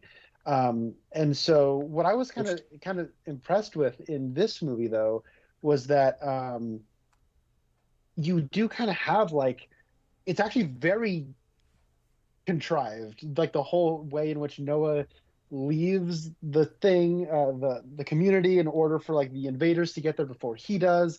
But the way all of that worked, I found it to be much natural. But like Yeah. I was surprised by, like, I could Mhm. see the contrivance, I could see the machinery of the screenplay working, but it didn't bother me at all. And I think that's honestly probably the result of some really good world building off the top, Mhm. where you see how their clan works and like why they need to have eggs, and like I don't know, like, to me it was like a feat of world building, to where like I was so bought into the world building that even though I could see the mechanics of the plot working their way, I didn't mind it at all. We'll see, Connor, what Noah could not appreciate about Connor can always tell when I'm about to make a joke. What Noah didn't appreciate about Proximus's ideology is that you can't make an empire without breaking some eggs. Yes, you did it. You mean kingdom? Sorry, Joke you of the can't make a week. kingdom without breaking some eggs. Man, I thought that setting, that landscape was just wonderful, like really memorable, bored into my brain. And I had that just I think one of the reasons I liked this more than you guys was I was so excited to have colorful, memorable characters after a franchise that had pretty good colorful, or a trilogy, pretty good colorful, memorable characters. My worry was that we would come into this and they would just be kind of repeats of what we had before, and like just lesser stand-ins. And it wasn't like that. And yeah, like Proximus, I wish we'd done a lot more with, but what's there is really good. And And he's, you know who that is, right? yeah, and yeah, we gotta talk about this, okay? Okay. Because He's so good. Yeah, sorry. You talk about Proximus, and then I'm going to talk about Raka, because that casting was also insane. But yeah, go ahead. Oh, it's Kevin Durand, who played Kimi in Lost. He's also Blob from And X-Men Origins yeah, Wolverine. did you just call me Blob? Yeah. He's a really good character actor who's been around forever, and I'm glad he kind of got the chance to really like ham it up in this. And like I like, know really, he's behind honestly, the CG characters, so it's silly to say he disappears, but like I didn't know it was him, and I was shocked when I looked that up today and I found out who that actor was, because I didn't see him through the whole movie. And like I don't know if this is gonna sound like horrible or racist to somebody, but I thought for sure that must have been a black actor. Like I couldn't believe that's who it was, because I thought I was listening to a real deep bass black voice the whole movie, and it wasn't that. I can't. And that was shocking hear to this me. accent, and I've seen him in a lot of stuff. yeah, So and that is like impressive. Me too. when I actually saw who it was, I'm like, oh, like I can see him in the face now. But like, what was I don't know, like all the casting throughout like all four of these has been, I think, really cool. Like Really going back to good. like John Lithgow was an interesting choice in the first one, and I mean, I don't think William H Macy should have even been here, but it's cool that he is here. I disagree, Like though. I that really like that character. character. I just wanted him to be there more. Yeah, but then honestly though, like I do wish that there was maybe more for Proximus to do. I will say though, probably like my favorite scene in the movie is where Noah is at the table Yeah. with Proximus, and then like William H Macy's there, and then like what's her name, May. Yep. May Who is is there. not Nova. I was glad she not had a Nova. real name, because you should not. This is just like the old school writer in me, okay? Like I learned this in writing school. You don't want character names that are too close to each other, okay? So you don't want a Nova and a Noah in the same movie. And I really appreciate that she has a different name. Yeah, Yeah, that and was interesting because like, oh sorry, go for that, Jason. yeah, because we were just talking about the scene. I really like your antagonist inviting your protagonist or protagonists to like a dinner party. I think that's like really menacing and really creepy. And Well, like, it's Space Seed, right? yeah. It's Yeah. it's what Khan in that episode called Warfare Concealed. I mean, it's that old archetype. Yeah. So what do you want to talk about with Raka, the casting of Raka? Okay, so that is the guy who plays Bortus in the Orville, and he hasn't done a lot of stuff. But I knew that voice because I'm a big fan of that show, and I spent the whole movie going, "Freaking goddamn! I know this voice," and I could not place it, and it's perfect casting, and it's way out there, it's shocking casting, and I was 90% sure halfway through his scenes, because I was thinking about it really hard. I was like, who is this? I know this guy. And at one point, Robert, I would have bet $300 that it was Fishburne, and it wasn't Fishburne, and I thought for sure it was. And then I found out today that it was I gotta look up his name again because I can't remember it. But yeah, I couldn't even believe that casting. That was nuts. Peter Macon. So good. Peter Macon. He's so good. Can I throw out another quick positive? Yeah. Go for it. The protagonist of the movie is named Noah, and the climax has a flood. Yes. That's great. Yep. Yes. They don't build the boat, but still pretty cool. Or I was gonna say, or is it too on the nose and ham-fisted? I love it. I can't. Nah, it's fine. I can't decide. Here's what I appreciate about it, because honestly, I didn't put it together.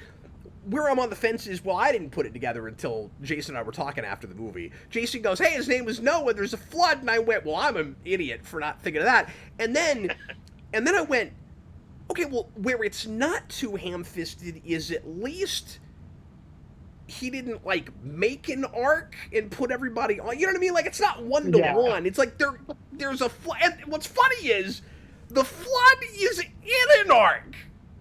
Yeah. Right? Because it's this huge boat, and we don't get on an arc to get away from the flood. The flood is into a boat.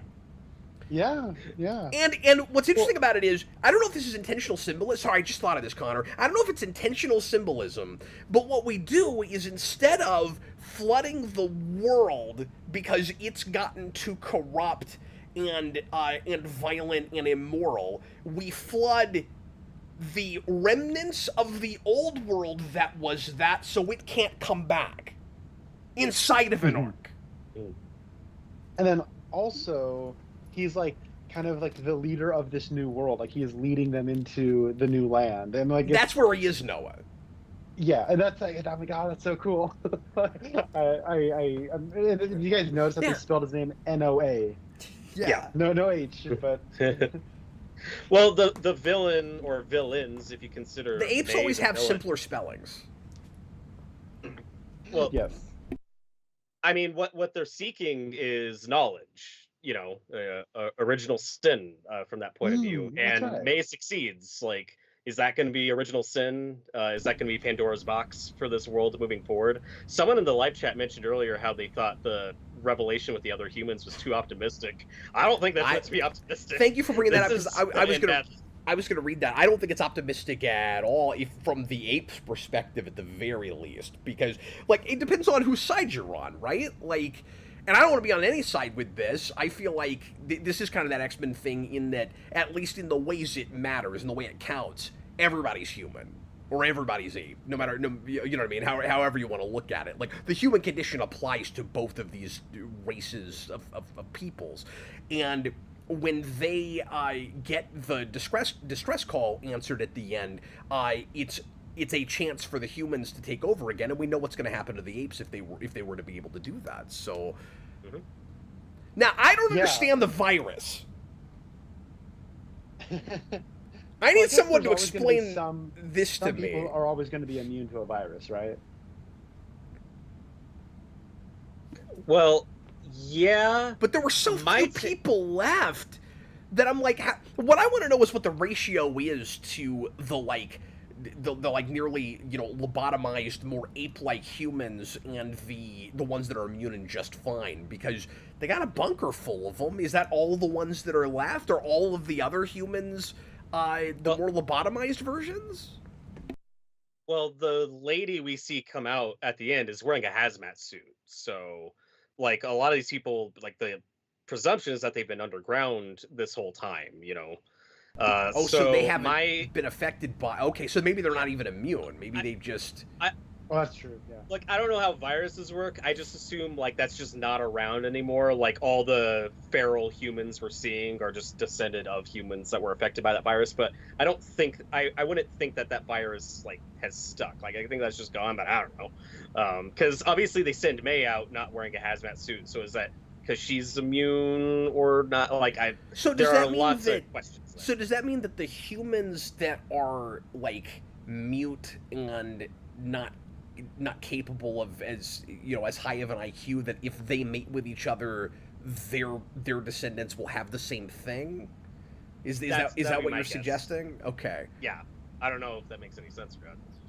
It's just my They, current they, read they on it. can kind of get into that, I guess, a little later. I will say though, so I liked the May character for a while, but like in the back half, she really like I was starting to get a little bothered because I thought this movie had done a really good job at like feeling like the world building was very well cared for, and then it was just very strange where like she all of a sudden knows that there's a silo, knows that there's like another entrance, knows that there's like this thing in there that she can get, knows how to get in there, like and I'm like knows how to like read like a schematic for a building. I'm like, what? Like, how does she know all of this? And like as the movie was winding down, I'm like, they're never gonna answer that. Like, that's weak. Like that feels so far beneath this material.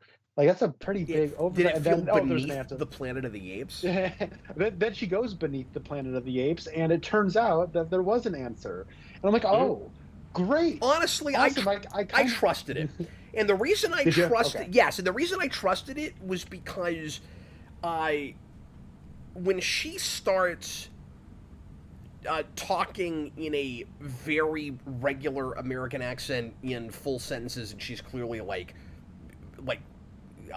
literate and incapable and everything. I was like, they're doing something. They're going somewhere with this. Like that has to come from somewhere. And they were making a big mystery out of where she came from and what that group is. And like you have all these tribes of humans of apes and humans. We've got kind of this mystery as to how advanced each of them is. And so I thought they were going to have to give us something. Well, I'm glad they did because I Yeah. honestly wasn't picking up on any mystery. It was just, yeah, my people died. I want revenge. I'm like, okay, cool. Yeah, And then when it's It like, felt like she was also, on I a know how to- mission. Because I and was with you, also- I'm like, how does she know where any of this is? And I don't know. I trusted that there had to be an answer to that. Well, yeah, and honestly, that might make a rewatch better for me. Knowing that they had better thought that out, because there was like a stretch of the movie where like a lot like of the pre-climax is just like she is motivating everything happening, and I'm like, it's cool that she could like, I'm fine with this character motivating all of it. I'm like, how does she know like half of this stuff? And then there was an answer. I'm like, okay, Yeah. Yeah. cool. Much ado about nothing on my part. well, when she's talking to William H. Macy's character, and when she mentions like, oh, like human, like the government went underground, like that kind of took me out. I was like, that's really specific information. How do you even know what the government was based on? Like, Yeah. that's one thing I really appreciate about this movie is how dishonest. It's like you're really with Noah's point of view, where you have honest characters and dishonest characters, and all you have, you the audience basically have the information that Noah has, and I think that's really cool. Where it's not until you get to the very end that we, the audience, get a bigger picture of who she is and what she actually knows, because she was obviously on a very specific mission to get that hard drive. Because one of my friends who saw this with me found it incoherent, and it was like, well, how did she know all that stuff? It's like, no, like that was the mission the whole time. You don't know that until the last 2 minutes of the movie. But yeah, I found that interesting when it was all said and done, because I had those questions too throughout it, like, okay, she knows a lot that I wouldn't think. Yeah, she, no, I like it's that kinda character a lot more now. I'm like, now I want to watch the movie so I can enjoy her as I'm watching her. and her dark side, which you alluded to earlier. Like Yeah. this isn't an angel. Like this isn't our stand-in good human character. Like no, she's very complex, and probably my favorite scene with her is her final conversation with Noah, Yeah. where we see that she's holding that gun behind her back. I love that That was reveal cool. shot. That was Like, cool. oh, oh, this might end bloody. Like that made that scene 10 times more tense. And I was like, I don't know where this is going. Well, and there's something really sad about him passing off the pendant to her, because you know that the group of humans that she goes to are never gonna, you know, accept like Caesar's philosophy. Either the original one he had, or the more blown out of proportion, easier one that Raka has. Like, they're not gonna be interested in humans in I almost said mutants living side by side. They're not going to be interested in that. I'll get to Tom's super chat in a second. Thanks a lot for that, Tom. But there's one more point I wanted to make real quick that I meant to bring up earlier when we were talking about Caesar's rules, and I'm glad I just remembered it. This goes back to the criticism that some of us lobbed at this for Proximus just not having enough to do, and we're not maybe exploring his worldview enough, although it's a familiar one. Certainly, I had this split second where I was like, somebody's walking behind me. Who is that? Hi, Jayson. But tell me if you guys had this, because Raka goes on this tirade about how Proximus is, or his people, because I don't know if Raka knows about Proximus, but just that his kingdom, that they have perverted Caesar's original teachings, right? And there's one that they make a big deal out of when we actually get to the kingdom, that he is flat out perverted, and I really like the way he's changed the meaning of it, because again, he's putting himself on a pedestal and going, I am the new Caesar, and I embody what I, he's like the classic mirror, like, perversion of a good character. And that big tenet, of course, is ape stronger together, and his definition of that is ape stronger together to give me what I want. So I'm imperial, and I take over all these different places, and then I enslave them, and then they're, you put them together, they're stronger to give me what I want, and I don't care about them, and I'll let as many of them die as I need to get what I need. It's a little bit reminiscent of the way the human bad guy in the previous movie was using apes, actually. But then we don't really get too much into the way he perverts the first one. So it's, well, the second one. So it's ape stronger together. It's ape not kill ape. I wanted his take on that. An ape not kill ape, except when I need them to die. You know what I mean? What is his, how does he flip that in such a way where he can get anybody to believe him and follow him? And then we don't even talk about knowledge is power, which is the third of those tenets, and he is absolutely all about that, but for himself. And that's actually the big flaw, maybe, in Caesar's original tenets, is he's basically creating a blueprint for how to corrupt the whole thing. Why don't we talk about that? Never comes up. Yeah, and I think we'd have a lot more of those juicy debates if we had Raka and Proximus in the same room together. Like, I think that's what this movie's missing for me. Yeah, I wonder the whole movie should have been. Yeah, I wonder if Proximus tells the other apes about the other two, or if it's just apes stronger together. Because it'd be cool to get that scene, right, where somebody holds up all three tenets and goes, "This is what they are, and you're ruining it." You don't understand it. You're corrupting it. Well, and the thing is, like, if you watch the Caesar movies, Caesar breaks his own rule.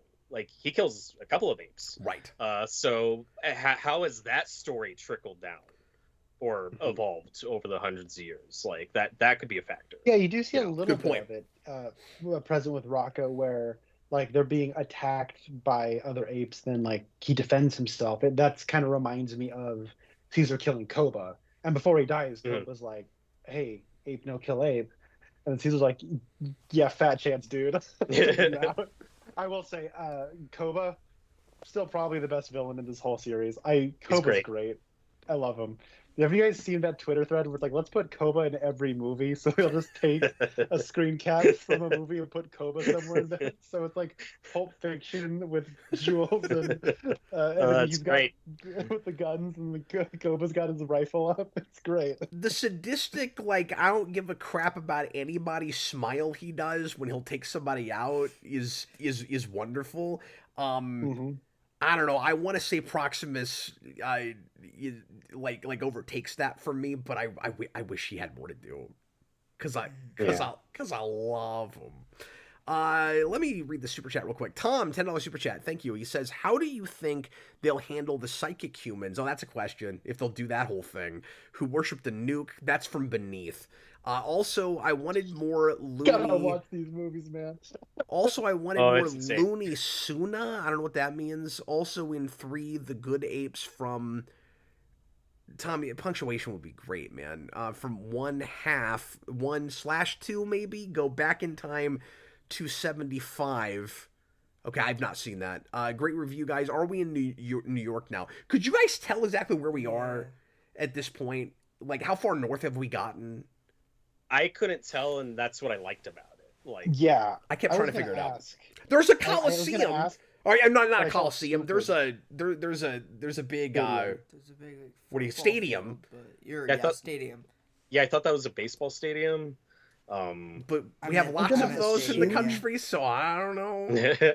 I was going to assume it's San Francisco. I wanted to ask earlier, but I thought it would sound dumb if I asked where we were. But No, I would yeah, be I'm glad shocked it's if coming we're up. back in San Francisco again, because we got away from that after the second one. But I mean, you know, I get we're 200 years later, so there's every possibility that we went back there, and that it. I don't know. I was gonna say maybe it makes more sense that Caesar's teachings and that the lore and everything would get passed down the closer to San Francisco you were, but they moved away from there to some degree. I don't know where they are in war exactly. I can't remember if they tell us that. Somewhere but snowy. Yeah. I think they've gotten away from California. Yeah. I it's snowy, I right? think we're somewhere north of that, but I But really here, like, don't we've know. got a big bridge, but I don't think it's San Francisco. But it's so Right. many years later, and it's so dilapidated. There's no way to know. I don't know. It's like maybe they're in San Diego. I know that's a big port city, and so there's like it looks to me like they're on the West Coast. But yeah, I'm not sure. Right, so to Definitely a decode, coast. yeah, we know that Definitely a There's water. coast. there's a beach. There's beach. There used to be a It's- base there. To decode the second part of his super chat, all he was saying was that so in the third movie, the way that starts is a couple of apes from the first two movies, Cornelius and Zira, and another one. They take Taylor's ship and go back in time to the then present day of the 70s. So the third movie is a What? flip of the first one, where What? it's apes arriving in humans. It's absurd and I- it's amazing. I have to watch love that. movie. Oh, So- it's so good. So It's wait, so good. Wait, so how? wait, they voyage home to Planet of the Apes? Yes, they did. Oh They my also God! kindly set the timeline. I love these movies. Connor, blind commentary. Let's do it. Let's do it. Like Bring me you're with- talking about psychic humans and We got a blind comment. Yeah, Beneath well- is the most depressing movie I've ever seen in my entire life. It is. And that's the thing with this movie is the director said like he was gonna have some homages to Beneath. So the whole movie I was like, are we gonna do the mutant humans? Are we gonna have the nuke at the end? Like I thought that's where we were going. But since we saw the lady in the hazmat suit and everyone else like looked fine, I don't think we're gonna do mutant humans. I think just these underground people are just kind of an homage to that because psychic humans feels like maybe a bridge too far for this. maybe series, the but maybe I the did people think in about it. Indiana are gonna be mutated. maybe Hey, you don't know, man, because there could be mutants someplace else on the planet. Of That's the true. apes. Yeah. Okay, let me read these other super chats. Dubby, $1.99. Oh, sorry, before I do that, Jayson, we were talking earlier about member berries that irritated you in Rise, and he rolled his eyes so hard at the baby doll. Oh. In this? Yeah, in this. Because we already did it in War. Why do we have to do it again? And it worked in War. It didn't need to happen in this. They already did a doll. I don't know. Yeah. It's a different doll. I think it's. I didn't even know it was a callback. Yeah, you've not seen that Yep. movie, but yeah, in the original Planet of the Apes, the big gotcha moment where Dr. Zaius cannot refute that humans dominated the Earth at one time is that there's a human baby doll that they excavate when they're going through you know, like old human stuff they're finding, and he's like, well, I mean, you know, there have been apes that make human baby dolls. Who cares? And then the big moment is it cries. It makes a sound. And then the argument is, why would apes make a human doll that speaks? And like that's when his argument is done. You know, like he can't do anything about that. I'm with Jayson on this a little bit. I didn't need that, but And I also, didn't need it, but I didn't mind it. I'm just kind of done with that with movies. I don't care what it is. It just needs to stop. Like I don't care what franchise it is. Like why are Did you guys see the Easter egg? It was in the middle of the frame and a character was holding it. Did you guys see it? It was there. oh, you mean the one that they had to break so they could make an empire? Hey, yeah, there you go. W.99 Super Chat says, people say the apes are good, but they're not. Well, some of them are good, some of them are bad. It's just like humans. That's the point. Hey, Robert, one thing I'm scared about potentially moving forward with this franchise is getting stuck in a rut of kind of ping-ponging human and ape villains, where, like, in this movie, the human villain wants to kill all the apes so that the humans can dominate. And then in the next movie, there's a bad guy ape that wants to kill all the humans so the apes can dominate. Like, I'm a little worried that we might be getting into a pattern here.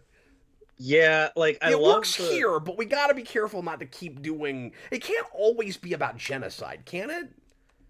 Or can right, because as much as I like this movie, like I did feel while I was watching it, like it was recycling a lot of ideas from the last two, with the can these two people coexist, and with the 8 prisoners, like we did in War, where I was getting that feeling of, are we starting to get too repetitious? And it's us versus them, and we're talking. I mean, I realize that these are the themes of these movies overall, but if we sit around and talk about them too much, at some point there's not anywhere else to go. You're going to hit a wall, and I don't know that we've hit it yet, but I'm worried about it. You know, and the like, you know, the only the strong survive theme, and you know, survival of the fittest. Sorry, go ahead.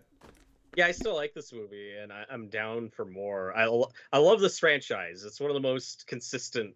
I mean, there's some bad ones, but it's like Rocky, and then it's Apes for me. Like, oh wow, it's a whole lot of good ones. Like, yeah. Wait, Robert, quick question: what's your favorite Rocky sequel? Ah, God, that's so hard. I love 2, and I love Balboa, and I love Creed. Like, if we're counting Creed, Okay. Those are my favorites. All right, cool. Sorry, potentially. No, I'm always curious. 3 is my favorite, but 3's great. 3's great. But I love 2, Balboa and Creed. So the only wrong answer is 5 and 4 if you're not being somewhat ironic. Those are the only incorrect answers. W499. I think Chris Gore the Hedgehog should helm the next film. What? Am I wrong? At least it would be sincere. I don't know what that means. Can somebody? That's like gibberish to me. Who's Chris Gore the Hedgehog? Who's Chris Gore? I plead the 5th. I was really hoping one of you guys could interpret that for me, because that wasn't coming in here talking about Ben Affleck and Live by Night. I was expecting it to be like, do you remember when Matt Reeves was first signed on to do the Batman, that's back when Ben Affleck was still going to be Ben Affleck's Batman. Yeah. And they were like, Ben Affleck, are you gonna still be in the Batman movie? And he's like, oh, I'd be an ape for Matt Reeves. Yes. I remember that. Fun. I thought he was going to be referencing that with a super chat. Instead, we get a hedgehog. You know, I gotta say though, Matt Reeves coming over from Apes to the Batman, like that is a really realistic looking Batman and Catwoman, considering it was 100% CGI. Like, I'm pretty impressed with that. Yeah, they've gotten good at that. I'm not sure. I'm not sure why the only thing that wasn't CGI was Penguin with makeup. Well, they put him in prosthetics to really show off how good the CGI is. Oh, is that why they contrast. did that? Yeah. Good call. Tom, So, $2 super chat. Sorry, what were you gonna say, Robert? Well, okay, so you keep going on about the title, and I know you're joking. You know that was almost the title of this movie, right? It was almost Empire of the Planet of the Apes. Well, that's correct. So why did they change it? When the director... Because every pitched other the damn movie, thing is called Empire this year? Maybe when the director... And I mean, this was years ago. So when the director pitched this movie to the studio, he had two titles. Kingdom of the Planet of the Apes and Empire of the Planet of the Apes. They're different. And I think he said that the things. studio picked Kingdom. So I don't know the full story behind why that was the title it chose, but it was almost Empire. So it got close. Well, one of these is accurate to the story they told. Here's the thing. Happened. Kingdom's not 100% wrong. It's not like there aren't kingdoms in history that are built through hostile takeovers of other countries, right? Like that, and civilizations and stuff. Like, I guess you can have that, and then the person that's at the head of it is considered royalty and called a king. It's just that it's all patterned after Rome. That's why you can't do that here. Okay, well, quick question. Do you think the title works better if Proximus claims to be like a literal descendant of Caesar? Whether he is or not, do you think the title works if he's like, no, I'm the next in line, like Caesar's in my blood, like I am the rightful king? Like, do you think the title makes more sense if they went that way? That would have helped. Okay. I also don't mind the title is inaccurate as much as I would if it weren't for the fact that none of these titles make sense. So I do appreciate the tradition of another Apes title that's not quite right. I still just don't get how you rise before you dawn. I don't understand that. Tom, $2 super chat. You may have to explain this. He's still going on about that. And I don't know what he's talking about. In beginning, male not Noah, signs loony, Suna is loony.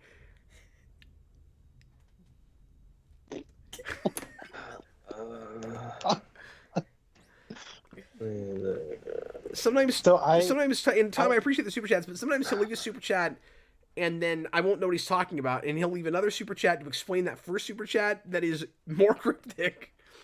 Okay, so that one. Suna is the name of the female ape that's Noah's friend. That's all I got. Oh. Yeah. See, I keep thinking you're saying Luna. Well, he said loony and he's Suna. saying Suna. Oh. You have to actually look at it because, loony, Suna is loony. That's what he wrote. Because I don't know. I watched a movie last night that had this thing called Luna juice in it. And I'm like, oh no, that was last night. I'm like, no. This Was is a different movie. Oh, okay. Was it made from rocks from the moon? Yeah, kind of. It's a movie called I Saw the TV Glow. It's about like a TV show, and in the TV show there's like a mythology about the villain's name is Mr. Melancholy, and he lives on the moon. And so, anyways. Oh, interesting. I've heard that's good. Probably the best movie I've seen in 10 years, but I could recommend it to absolutely nobody because it's weird. It's very, very deeply strange. You might like it, or you'll think it's artsy-fartsy crap. I don't know. I've been feeling it like for the last 2 days, so it's great. But anyways. I watched American Fiction last night, finally. Oh, did you? Oh, did you like it? Oh, cool. I'm not sure where I land on it yet. I Okay. liked a lot of things in it. I don't know yet. I gotta noodle it. There's Okay. there's stuff I wasn't sure about. I couldn't decide how much of it like rang true as much as I wanted it to, and then I couldn't decide just how satirical it wanted to be, and I don't know. I gotta think about it. Oh I yeah, that. I both And, loved and was thrown off by that ending. That's all I'm gonna say. Yeah. But it hates Oscar bait as much as I do, and I enjoyed that about it. Like that was nice, and I thought I don't know, Jeffrey Wright. This has nothing to do with this movie. Jeffrey Wright is great in that, and yet I can't decide if he was miscast, like really? a little bit miscast. Yeah, because he's supposed to be like kind of a like sarcastic holier than thou like language preaching jerk, and I like Jeffrey Wright too much to see him as a jerk. Like I had a tough time with him being a jerk, and there's places where it really works, and he's just too nice of a guy. I don't know, like Yeah, I don't know. I thought the movie kind of ran the risk of being almost like a kind of preachy in the sense that like Jeffrey Wright is basically just a mouthpiece for the filmmaker. And I kind of like that the movie had some grace to like show counters to what he had to say. you're right. And It I did. don't know, like, but I enjoyed. I thought the movie was entertaining, but that was one where I It is remember I saw entertaining. that, and I wanted to tell you to go see it, but I was in the middle of watching like 10 movies in 3 days, and I forgot to. But I was talking with DJ, and we were both like, "We think Cap would like this movie," and I'm glad you watched it finally, though. Anyway, Yeah, a lot of the writer in like literary stuff like really resonated with me certainly, and just like the way publishing works, and how kind of superficial that business is, just like music, just like film sometimes. You know, just like everything. And I liked the correlation between the least common denominator way that like commercial publishing works versus the exact same thing in film. Like I really appreciated the connection they drew with that. Yeah. I still need to see American Fiction. I really want to, but Jeffrey Wright was in The Batman, which was directed by Matt Reeves, who made the last two Apes movies. So we did it. Thank you. For Yeah, telling we me all connected about it together. And he also looks very realistic in that movie for being 100% built into computers. So Yeah, see, that's a CGI mustache, and it's a very impressive CGI mustache. Yeah, so what we need to be he using wanted is to CGI to prove- put mustache onto people, not remove them. he So, wanted to prove that it can be done, Yes, yeah. you know, and look good. Absolutely. Anything else about Kingdom, but actually Empire of the Planet of the Apes that anybody wants to bring up? Can I read this comment real quick from the live chat? No, it's not super chat. I'm kidding. Go ahead. Okay.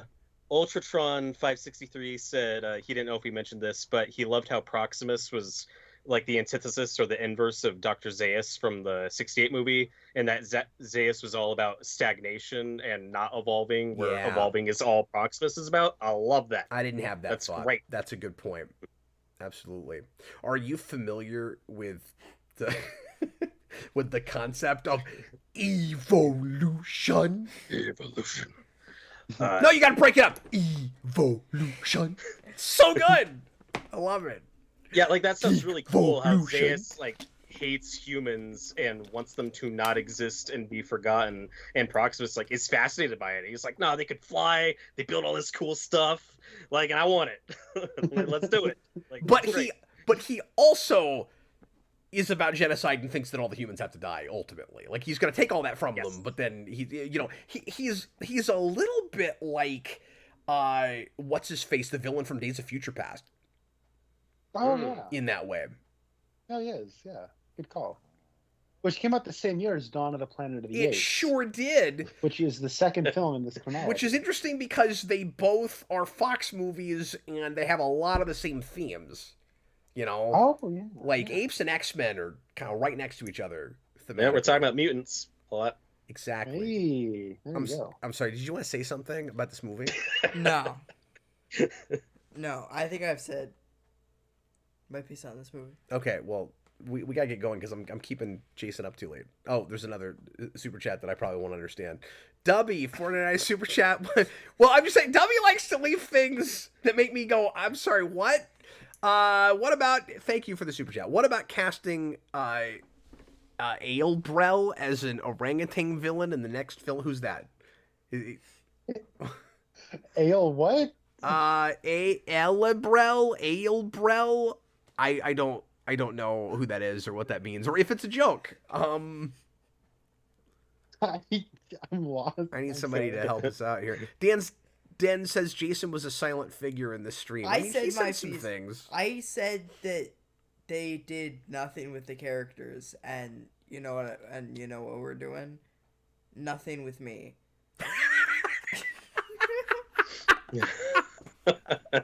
Burn. Hey, not on purpose. I'm sorry. No.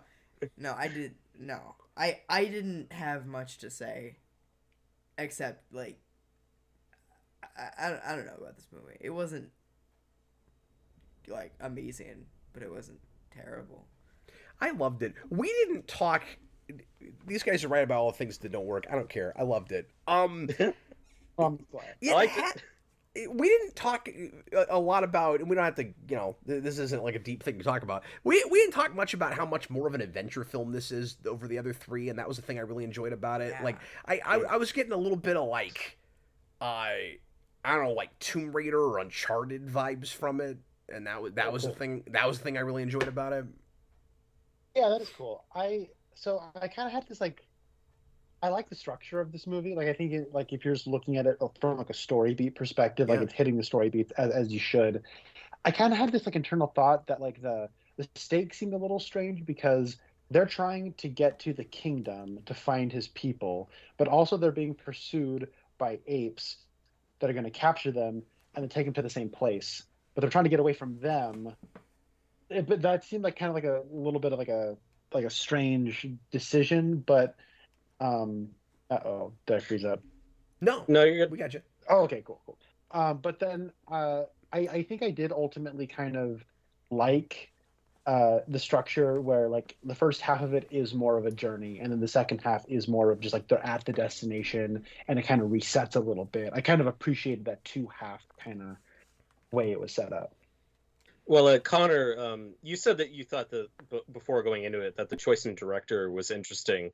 So are you optimistic or hopeful that they'll improve in the next one, or are you a little more pessimistic than us? Are you kind of on another one of these, or do you think like they might like really improve? I mean, I think this director could certainly improve.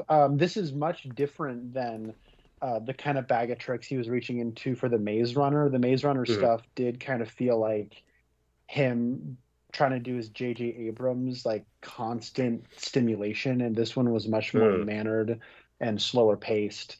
I think now that he has experience in it, I think this maybe gave him the confidence to improve going forward. So I'm definitely in for the next West Ball joint, and apparently he's going to be doing a Legend of Zelda movie next. So Somebody mentioned that earlier. Yeah, I'm interested to see that.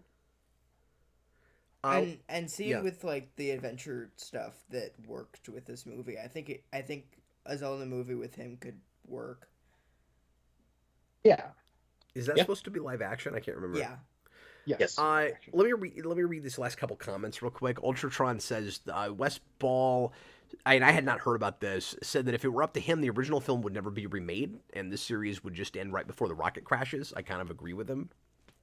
That'd be cool. Boy, I'm on the fence about that, just because I feel like it would be a different movie. Well, if you said that, then we're definitely not getting that in this trilogy. But like that could be the next trilogy with different filmmakers. Yeah. And the thing is, because this is a reboot and not a direct prequel, like I do want us to get there. I want us to remake the '68 movie and then move on from that in a way we didn't get to in the old series because of Charlton Heston's reluctance to come back and them having to rework that story. Like they had all these plans that they wanted to do with Taylor and Taylor having a kid and all the stuff that they didn't get to do in sequels and old movies that I would kind of like to get to. So I kind of hope we do end up remaking the '68 one. Like that could be the start of the new trilogy after this one. But yeah, if he said that we're definitely not getting that in this trilogy. So I mean, I guess I could see a compromise where we end just like with the rocket crashing, and that's like the last frame of the last movie you make. But I don't know.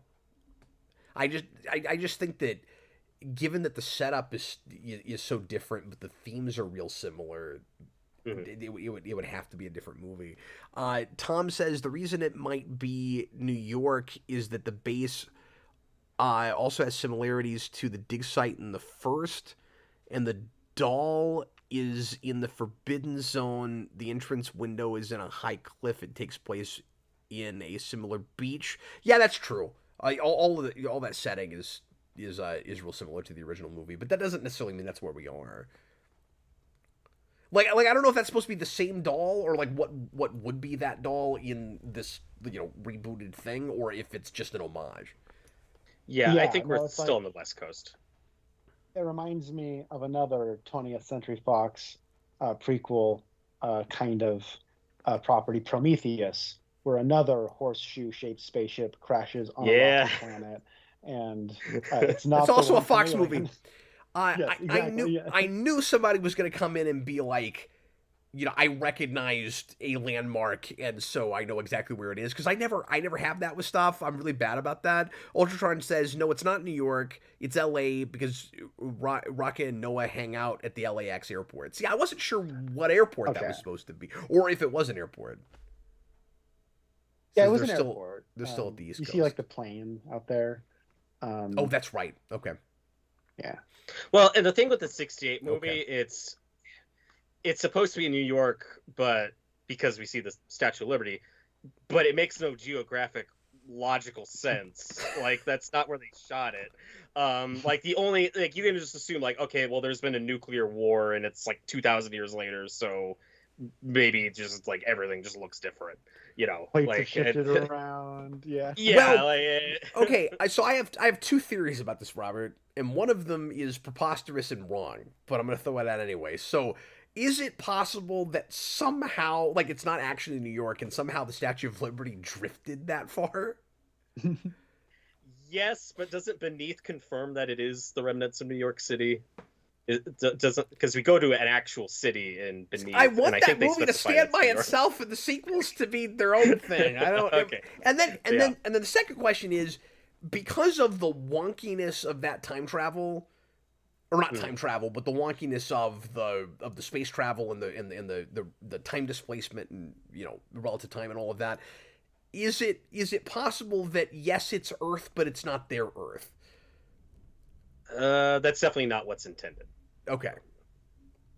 So you don't think that's possible? Because I mean, that's all Sterling. Like, nope, this is our Earth, and we're gonna blow each other up with nuclear bombs because we suck.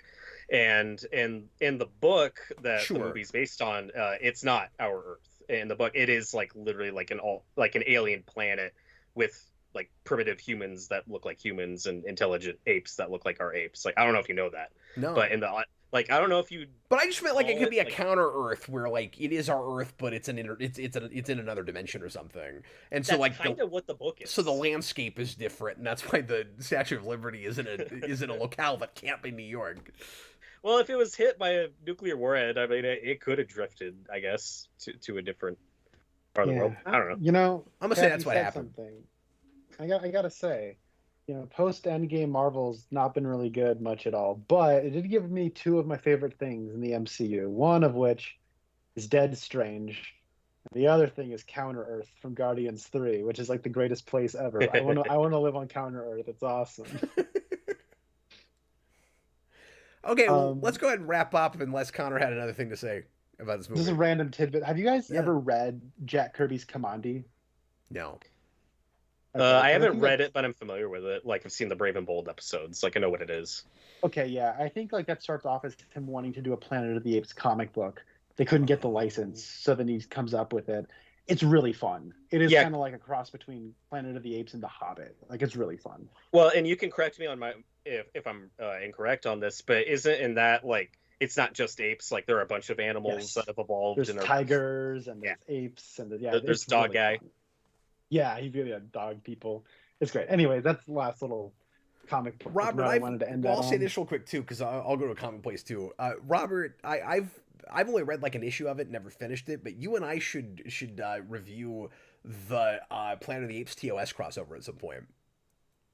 Ooh, I'd love to read that. I've never read that. I've also never read the Planet of the Apes Green Lantern crossover, and I've heard that's pretty fun. Oh, yeah, I need they to did check that those crossovers out. Wow, you're the only person I know that likes Planet of the Apes as much as you do, so I love apes. it might be cool if we went through those. Yeah. Yeah. I'm down. TOS and Planet of the Apes is just perfect. Because part of that's just because of the time period. Because that movie is made while the original series is in its third season, and it feels like in original series Star Trek episode, if the Planet of the Apes was an Earth-like planet and not Earth. You know what I mean? Like, because the cynicism of that movie doesn't work in the Star Trek universe, but it does if you go to a planet that looks like it. Because, like, you know, it could have just been, you know, Kirk or somebody on an away team, like, really easily. But anyway, thanks for watching, everybody. We're gonna get going. I don't know how these are always 2 hours. Anyway.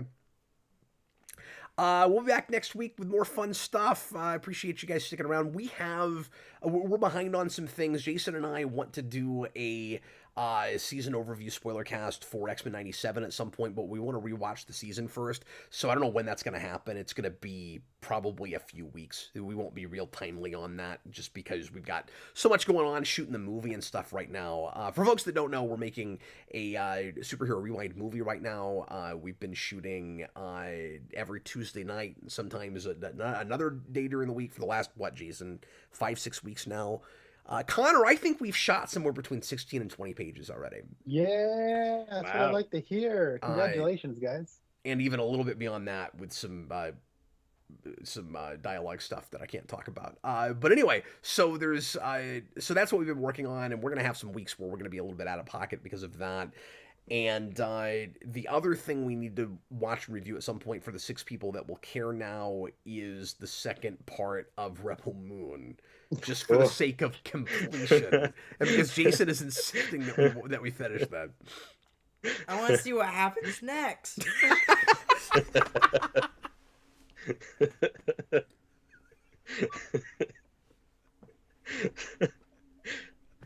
I don't think you could have possibly sounded more condescending or disingenuous.